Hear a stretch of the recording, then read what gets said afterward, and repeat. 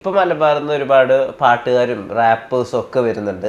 അവരൊക്കെ പലപ്പോഴും ഈ കല്യാണ വീടുകളിലും അല്ലെങ്കിൽ മാപ്പിള പാട്ടുകാർ ആസ്വദിക്കുന്ന ആ ഒരു സർക്കിളുകളിലും മാത്രം ഹിറ്റായ കുറേ പാട്ടുകൾ ഹിറ്റാക്കുന്നുണ്ട്. ഇപ്പോൾ ഡാപ്സി എന്നുള്ള റാപ്പർ ഹിറ്റാക്കിയിട്ടുണ്ട്, ബേബിജിന് കുറേ പാട്ടുകൾ ഹിറ്റാക്കുന്നുണ്ട്.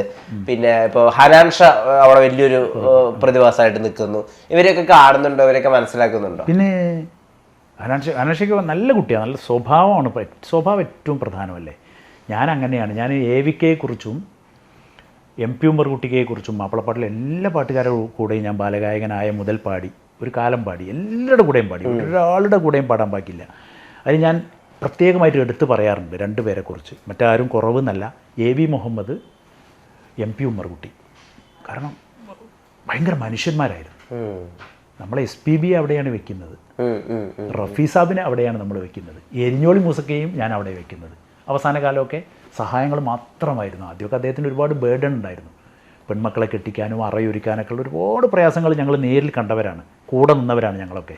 പക്ഷേ മൂസക്കയുടെ വേറൊരു സമയം വന്നപ്പോൾ മൂസക്ക അവസാനമൊക്കെ സമൂഹത്തിന് വേണ്ടി, സാധാരണക്കാർക്ക് വേണ്ടി എന്ത് ഓർമ്മയില്ല, പ്രശ്നങ്ങളുണ്ടായതൊക്കെ അതൊക്കെ വലിയ സംഗതികൾ. അപ്പോൾ അവിടെയാണ് ശരിക്ക് ആ അർത്ഥത്തിൽ ഈ കുട്ടികളൊക്കെ, ഞാനിവരോടൊക്കെ പറയും, ഇവരൊക്കെ കാണാറും പരിചയമൊക്കെ ഉണ്ട്, അവർക്ക് എന്നെ അറിയാം, നന്നായിട്ടറിയാം. നമ്മുടെ പാട്ടൊക്കെ അവർ ചില സ്ഥലത്തൊക്കെ എടുത്ത് പാടുന്നുണ്ട്, പക്ഷേ ഒരു റീമിക്സ് സ്വഭാവത്തിലാണ് പാടുക എന്നുള്ളൂ. അവരോടൊക്കെ ഞാൻ പറയാറുണ്ട്. പിന്നെ അങ്ങനെ നമുക്ക് അങ്ങനെ പറ്റില്ല. അല്ലല്ല. ഹനാൻ ഷാ പ്രതീക്ഷ വെക്കാം ഇനി അങ്ങോട്ടേക്ക് ഒരു ഗായകൻ എന്നുള്ള രീതിയിൽ, മ്യൂസിഷ്യൻ എന്നുള്ള രീതിയിൽ, അങ്ങനെയാണോ മനസ്സിലാക്കുന്നത്? തീർച്ചയായിട്ടും. ഹനാൻ ഷാ നല്ല പാട്ടുകൾ, ഇപ്പോൾ അവൻ്റെ സ്വന്തം പാട്ടുകളല്ലേ അല്ലേ, വേറെ എവിടെയെങ്കിലും വന്ന് ഹിറ്റായ ഒരു പാട്ട് രണ്ടാമതെടുത്ത് പാടുമൊന്നും അല്ലല്ലോ. ഒരു പാട്ടിനെ അവൻ തന്നെ പാടി ഉയർത്തിക്കൊണ്ടുവരല്ലേ. ഈ മാപ്പിളപ്പാട്ടിൻ്റെ ടച്ചുള്ള പാട്ടുകൾ അല്ലെങ്കിൽ സൂഫി ടച്ചുള്ള പാട്ടുകളൊക്കെ പാടാൻ വേണ്ടിയിട്ട് നമുക്ക് ഇപ്പോൾ ഒറ്റ ഗോ ടു ഓപ്ഷൻ എന്ന് പറയുന്നത് ഷഹബാസ് അമനാണ് നിലവിൽ ഇപ്പോൾ മലയാളത്തിൽ. ഇപ്പോൾ ഷഹബാസ് അമനെ പോലെ തന്നെ കുറച്ചുകൂടി സിനിമയിൽ ശ്രദ്ധ കേന്ദ്രീകരിച്ചിരുന്നെങ്കിൽ, സിനിമ കിട്ടാൻ വേണ്ടി ക്ഷമയോടുകൂടി കാത്തിരുന്നെങ്കിൽ ആ രീതിയിൽ തന്നെ സെലിബ്രേറ്റ് ആവുകയും ആ രീതിയിൽ തന്നെ സിനിമ കിട്ടുകയും ചെയ്തിരുന്നില്ലേ? അപ്പോൾ കുറച്ചുകൂടി പ്രസിദ്ധിയും കുറച്ചും കൂടി സന്തോഷം കിട്ടായിരുന്നില്ലേ? അങ്ങനെ ആലോചിച്ചിട്ടുണ്ടോ? വന്ന സിനിമ ഇപ്പം എന്നാ നിങ്ങൾക്ക് സിനിമ കിട്ടിയത്? അങ്ങനെ ഒരു കഥ ഞങ്ങൾ കേട്ടില്ലല്ലോ എന്ന് ഇപ്പോൾ ഞാനിതിലൂടെ പറയുമ്പോൾ ചിലർ വിചാരിക്കും. പക്ഷെ ഞാനത് എവിടെയും പറയാം അധികമൊന്നും മെനക്കെട്ടില്ല. നാരായത്തിലെ ഖൽബിലൊരൊപ്പന പാട്ടുണ്ടോ ഇന്നിപ്പോൾ എൻ്റെ ശബ്ദത്തിൽ നിൽക്കേണ്ട പാട്ടായിരുന്നു. ശശിശങ്കർ എൻ്റെ അടുത്ത് വന്നു. എൻ്റെ ഭാര്യയുടെ ഏട്ടത്തിയുടെ ഭർത്താവ് അസീസ്, അദ്ദേഹത്തിൻ്റെ സുഹൃത്തായിരുന്നു. അവരുടെ സുഹൃത്ത് പ്രേമൻ, ചാനലുകളൊക്കെ ആയിട്ട് കോഴിക്കോട് ബന്ധപ്പെട്ട് വർക്ക് ചെയ്യുന്ന ഒരാൾ, LICയിലായിരുന്നു. പ്രേമൻ എൻ്റെ അടുത്ത സുഹൃത്തായിരുന്നു. ഇവരെല്ലാം വന്നു. PK ഗോപിയേട്ടൻ എഴുതുന്നു, ജോൺസൺ മാഷ് ഈണം കൊടുക്കുന്നു, ഒരു റഫ് മാത്രം തരാം എന്നൊക്കെ പറഞ്ഞ് പാട്ടിൻ്റെ ട്യൂണ് വരെ ഒരു റഫ് വെറുതെ മൂളി വെച്ചൊരു സാധനം എൻ്റെ കയ്യിലെത്തി. പക്ഷെ അത് എൻ്റെ ഗൾഫിയനായതിനു ശേഷമുള്ള ഫസ്റ്റ് വെക്കേഷനായിരുന്നു. ഇവിടുന്ന് ഈ ഒരു കാലഘട്ടം അങ്ങോട്ട് പോയ ഞാൻ, കുറച്ച് ബേഡനൊക്കെ ഉള്ള ഒരു സമയത്ത് ഈ ഒരു പാട്ട് മോഹിച്ച് ഞാനിവിടെ വീണ്ടും ഒറ്റ കൊല്ലം കൊണ്ട് നിന്ന് പോയാൽ കുടുംബം എന്ത് പറയും, ജനം എന്ത് പറയും? നിന്നില്ല ഞാൻ. ഇന്ന് എൻ്റെ ശബ്ദത്തിൽ പാടിപ്പോകേണ്ട പാട്ടായിരുന്നു. ഖൽബിലൊരൊപ്പന പാട്ടുണ്ടോ, കയ്യിൽ മുന്തിരി ചാറുണ്ടോ. MG സാറിൻ്റെ ശബ്ദത്തിലാണ് നമ്മൾ കേട്ടത്, വലിയ ഗായകൻ്റെ ശബ്ദത്തിലാണ് നമ്മൾ കേട്ടത്. അവിടെ പോയി.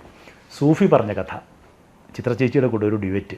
അത് പിന്നെ ഞാൻ ചില സിനിമ എന്ന് പറയുന്ന ലോകത്തുള്ള ചില പിന്നെ ചെറിയ ഈ മർമറിങ് ഉണ്ടല്ലോ, നമ്മൾ ചെവിയിൽ കേൾക്കും ചെയ്യും, എന്നാൽ കേൾക്കില്ല. അത് കേട്ടപ്പോൾ ഞാൻ ഇറങ്ങിപ്പോന്നതാണ്. ആലുക്കാസ് ടൂറിസ്റ്റ് ഹോമിൽ തൃശ്ശൂർ പോയിട്ട് അവിടുന്ന് അങ്ങനെ ചില കാര്യങ്ങൾ കേട്ടപ്പോൾ ഈ അങ്ങനെയാണ് അവർ കേട്ടത്. ഞാൻ ഇങ്ങനെ കേൾക്കുകയാണ്, തപ്പി പറഞ്ഞു. ഈ മാപ്പിളപ്പാട്ടുകാരനെ കൊണ്ടാണ് അപ്പോൾ ഇത് പഠിക്കാൻ പോകുന്നത് എന്നൊരു സാറിൻ്റെ കാതിൽ കേട്ടു. ഞാൻ പോന്നിട്ട് എന്നെ പിന്നെ വിളിക്കുകയാണ് അവിടുന്ന് ഒരാൾ, ഫിറോസ് എവിടെയെന്ന്.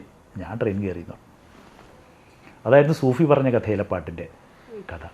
ഇപ്പം ഞാൻ ഗുരുവായൂരുകാരുടെ ഒരു പടത്തിൽ ഝാൻസി റാണി എന്നാണ് അവർ ടൈറ്റിൽ ചെയ്ത് രജിസ്റ്റർ ചെയ്തതെന്നൊക്കെ എന്നോട് പറഞ്ഞത് നേരത്തെ. അതിലൊരു പാട്ട് ഞാൻ ചേതനയിൽ പാടി വെച്ചതാണ്. ഇവിടെ ഞാനത് ശരിക്കും ഇപ്പോൾ പാട്ട് മൂളിയാൽ ആദ്യം ഞാൻ ഇവിടെ ആയിരിക്കും പിന്നെ മൂളുന്നത്. പിരിഞ്ഞെത്ര നാളായി എന്നോമലാളിനെ, മറന്നില്ലേ എന്നെ നീ, മറക്കില്ല നിന്നെ ഞാൻ, മരിക്കുവോളം പൊന്നേ മലരിതളേ, മറുപടി കേൾക്കാതെ പോയതല്ലേ എന്നഴകേ ഇങ്ങനൊരു പാട്ട്. ഞാൻ ഈ അടുത്ത് ഇത് വരുമെന്ന് എനിക്കൊരു ഉറപ്പില്ല കേട്ടോ. ഈ സിനിമ പെട്ടിയിലായ പോലെയാണ് ശരിക്കും പാടി വെച്ചിട്ടുണ്ടെന്ന്. പാടിയതൊക്കെ നല്ല അഭിപ്രായമൊക്കെ കിട്ടി, നല്ല രസമുണ്ട്, ഇയാളെ പോലെ ഉണ്ട് അയാളെ പോലെ ഉണ്ടെന്നൊക്കെ ചിലരൊക്കെ പറഞ്ഞു. ആരെയെന്നൊന്നും ഞാൻ പറയുന്നില്ല, അങ്ങനെ പാടി വെച്ചിട്ടുണ്ട് ഒരു പാട്ട്. ദാസേട്ടനെ പോലെ ഉണ്ടെന്ന് പറയാറുണ്ടോ ആളുകള്? ദാസേട്ടനെ പോലെ ഉണ്ടെന്ന് പറയാ? അല്ലല്ല, നമ്മളെ ശബ്ദത്തിന് ചില ടച്ച് ഉണ്ടല്ലോ. അയ്യോ ദാസേട്ടനെ പോലെ, ദാസേട്ടനെ പോലെ ഉണ്ടെന്നൊന്നും പറയണ്ട. ദാസേട്ടൻ്റെ അപ്രീസിയേഷൻ കിട്ടിയതൊക്കെ തന്നെ നമുക്ക് ഏറ്റവും വലിയ കാര്യം. അനുരാഗിണി പാടിയിട്ട് ഞാൻ പറഞ്ഞല്ലോ, പിന്നണി ഗായകർക്കെല്ലാം വായിച്ചു എന്ന് പറഞ്ഞല്ലോ, അതാണ് എൻ്റെ ഗൾഫിലെ ജീവിതത്തിലെ ഏറ്റവും വലിയ ഭാഗ്യം. അനുരാഗിണി പാടിയിട്ട് അവസാനത്തെ അനുരാഗിണിക്ക് 2 പ്രാവശ്യം പാടുമ്പോൾ, വിജയുടെ പ്രോഗ്രാമാണ് ദാസേട്ടൻ ഗസ്റ്റ് വന്നത്. അപ്പോൾ ദാസേട്ടനെ ആളുകൾ നിർബന്ധിച്ചപ്പോൾ ദാസേട്ടൻ സ്റ്റേജിൽ കയറിയിട്ട് അങ്ങനെയൊന്നും പാടില്ലല്ലോ, ആരാപ്പത് ചില്ലറക്കാരനാണോ അത്. ദാസേട്ടൻ പാടാൻ സമ്മതിച്ചു. മക്കളെ ഏതാ അറിയാമെന്ന് ചോദിച്ചു. പെട്ടെന്ന് ഞങ്ങളാകെ പതറിപ്പോയി. ഞങ്ങൾ 7 പീസ് ഓർക്കസ്ട്രയാണ്, ഒറ്റ തബലയാണ്. ദാസേട്ട അനുരാഗിണി ലിസ്റ്റിലുണ്ട്. അത് വിജയ് കിട്ടിയ പാട്ടല്ലേ, ഞാൻ പാടാമെന്നോ. ദാസേട്ടൻ പാടുകയാണ്. ചെറിയ ഫംഗ്ഷനാണ്, ക്ഷണിക്കപ്പെട്ട സദസ്സ. അപ്പോൾ ഞാൻ അവസാനം 2 അനുരാഗിണി പാടിയപ്പോൾ ഞാൻ രണ്ടാമത്തെ അനുരാഗിണിക്ക് ഒരു ഡബിൾ വായിച്ചു. രണ്ടാമത്തെ അനുരാഗിണിക്ക് ശരിക്കും അനുരാഗിണി ഇതാ എന്തേ ഉള്ളൂ, ഞാനത് അനുരാഗിണി ഇതാ എൻ കരളിൽ വിരിഞ്ഞ അങ്ങനെ ഗാനം വായിച്ചു. ഡബിള് ഗസലിൽ വായിക്കുന്നവർ. ദാസേട്ടൻ ഇങ്ങനെ നോക്കുന്നുണ്ട്, പാടുന്നുണ്ട്. അപ്പോൾ കഴിഞ്ഞു. ഭക്ഷണം കഴിച്ചത് ഒന്നിച്ചാ, ഞങ്ങൾ ഒന്നിച്ചാണ് ഓർക്കസ്ട്രയുടെ കൂടെ അദ്ദേഹം ഭക്ഷണം കഴിച്ചു.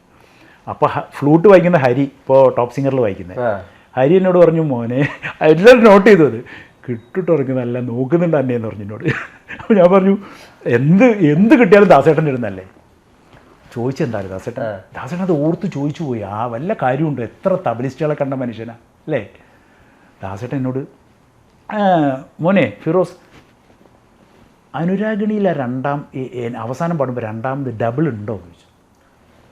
അപ്പോൾ ഞാൻ പറഞ്ഞു, ദാസേട്ടാ അതൊരു മനോധർമ്മം പോലെ അങ്ങ് പെട്ടെന്ന്, സിംഗിൾ തബലയല്ലേ, ക്ലാഷ് വരില്ലല്ലോ, തോന്നിയപ്പോൾ ഞാൻ പെട്ടെന്ന് ഒരു ഗസൽ പോലെ നല്ലൊരു അങ്ങനത്തെ ഒരു ഗസൽ ടൈപ്പ് പാട്ടല്ലേ.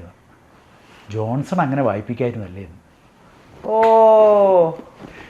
ജോൺസണ് അങ്ങനെ വായിപ്പിക്കായിരുന്നു അല്ലേ എന്ന് ദാസേട്ടൻ. മതി എനിക്ക് ഗിന്നസ്, വേറെ എൻ്റെ അലമാറയിൽ അവാർഡൊന്നും വേണ്ട, ഗിന്നസ് ഇതാ എനിക്ക് കിട്ടിയ ഏറ്റവും വലിയ അവാർഡ്.